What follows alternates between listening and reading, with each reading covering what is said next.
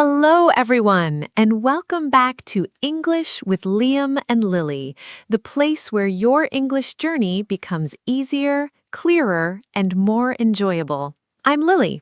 Hello, everyone. I'm Liam. Our topic today is practice English speaking at home and feel more confident. Yes, this is something many learners struggle with, but also something that can completely change your confidence.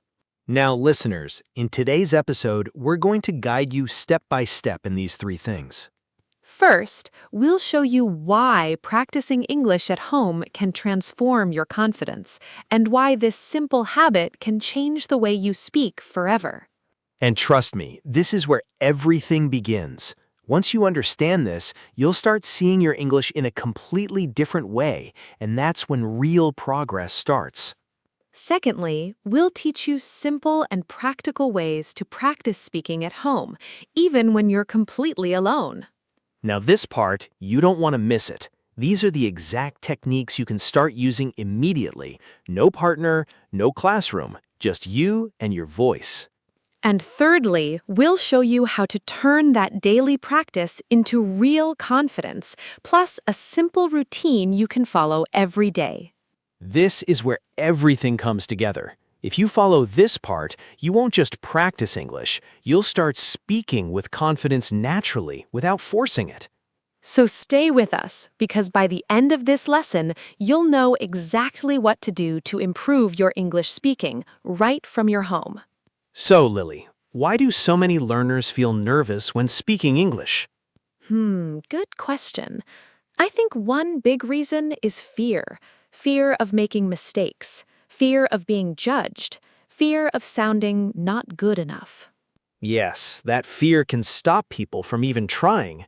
Let's teach a useful word here. Nervous. Good one. Nervous means feeling worried or afraid about something. Example, I feel nervous when I speak English in public. And many learners feel exactly like that. But here's the interesting part. At home, that fear is much smaller. Exactly. At home, nobody is judging you. Nobody is correcting you. Nobody is watching you. Which makes it the perfect place to practice freely. Let's introduce another useful expression, safe space. Yes, I love that. A safe space is a place where you feel comfortable, relaxed, and free to make mistakes. Example, my home is my safe space for practicing English. And that's exactly how you should see it. Your home is your training ground. Not a stage, not a test, a training ground. That's a powerful mindset shift, because when you think of practice as training, mistakes become normal.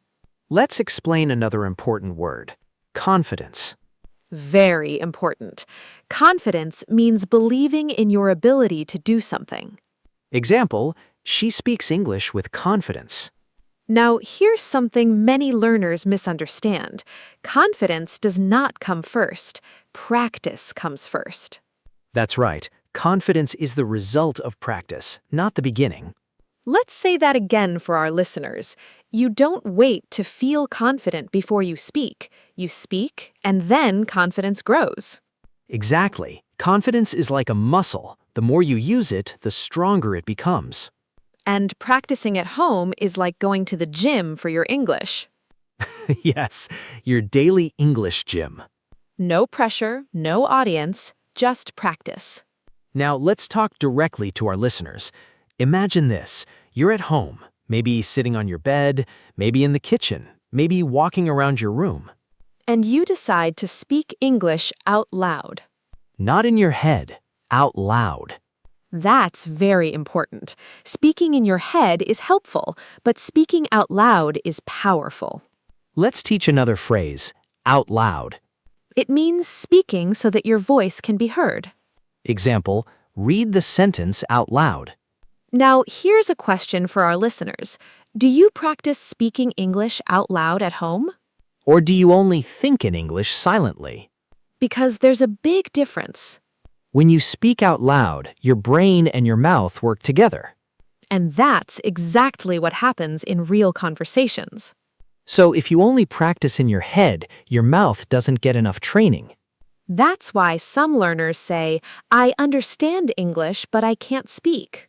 Exactly, because speaking is a physical skill, not just a mental one. Your tongue, your lips, your voice, they all need practice. Now let's introduce another useful word, habit. Great one.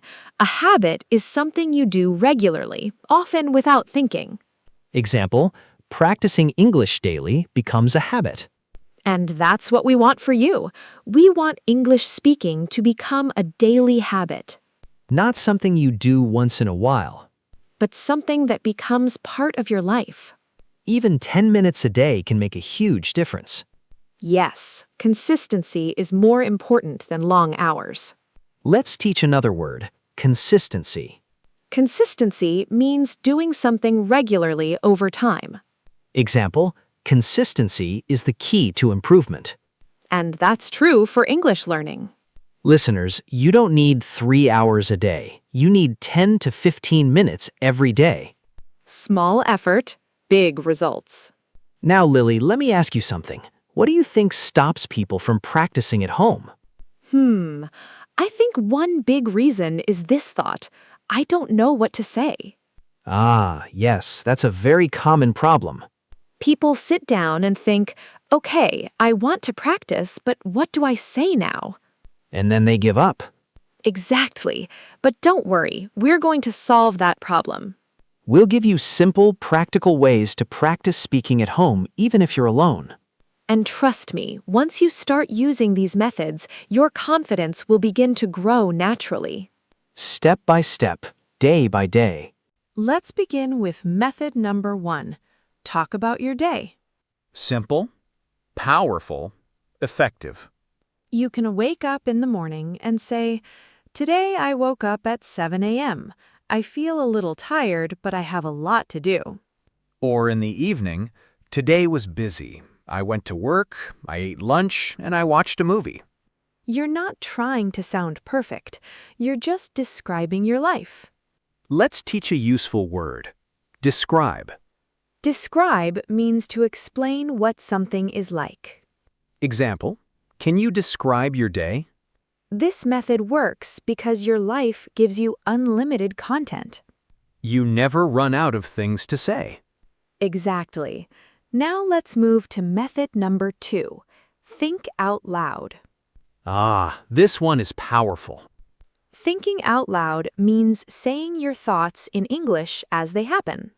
For example, I'm going to the kitchen. I think I'll make some tea. Maybe coffee is better. Or, I need to finish this work, but I feel a bit tired. Maybe I'll rest first.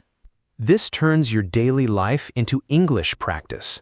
Let's teach another word, natural. Good choice. Natural means normal and not forced. Example, speaking this way feels natural over time. Because you're not memorizing, you're expressing real thoughts. And that builds real speaking ability. Method number 3. Talk to yourself in front of a mirror. Some people laugh when they hear this, but it works. It really does, because when you look at yourself, it feels more like a real conversation. You can say, hi, my name is, today I want to talk about, Or practice introducing yourself. or even pretend you're speaking to someone. Let's teach an expression. Pretend. Pretend means to imagine something as if it were real. Example, let's pretend we are having a conversation. This method helps you prepare for real-life speaking situations. Now method number 4. Repeat and imitate. This is one of my favorites. Mine too. You listen to a podcast, a video, or a sentence, then you repeat it. Not just the words, but the tone, the rhythm, the pronunciation. Let's introduce a useful word, imitate. Imitate means to copy how someone speaks or behaves. Example, he imitates native speakers to improve his pronunciation. This is how children learn language. They listen and copy. And you can do the same. Now here's an important tip. Don't rush. Yes, Go slowly. Pause the audio. Repeat again. This builds accuracy and confidence. Now, method number 5. Ask and answer your own questions. This is a game changer. You become both the speaker and the listener. For example, what did I do today? I worked, I studied, and I rested. Or, what are my goals? I want to improve my English and speak confidently. This trains you to think and respond quickly. Let's teach another useful phrase, on the spot. Nice. On the spot means immediately, without preparation. And that's exactly what happens in real conversations. You don't always have time to prepare. So practicing this way prepares your brain. Now, listeners, let's talk about something important. Many learners feel shy, even when they are alone. Yes, surprisingly, even alone, they feel uncomfortable speaking out loud. That's because it feels strange at first. But anything new feels strange at the beginning. Let's teach another word, awkward. Awkward means uncomfortable or slightly embarrassing. Example, it feels awkward to speak English alone at first. But the good news is, awkwardness disappears with practice. The more you do it, the more normal it becomes. And eventually, it feels natural. Now, listeners, here's a simple truth. If you can speak English at home, you can speak English anywhere. Because confidence starts in private before it appears in public. That's powerful. Very powerful. Let's talk about how to turn this practice into real confidence and how to stay motivated even when you feel like giving up. And we'll also share a simple daily routine you can follow starting today. So let's start with something very important: consistency over perfection. We've said it before, but it's worth repeating. You don't need to speak perfectly. You need to speak regularly. Let's teach a useful phrase: show up. Nice one.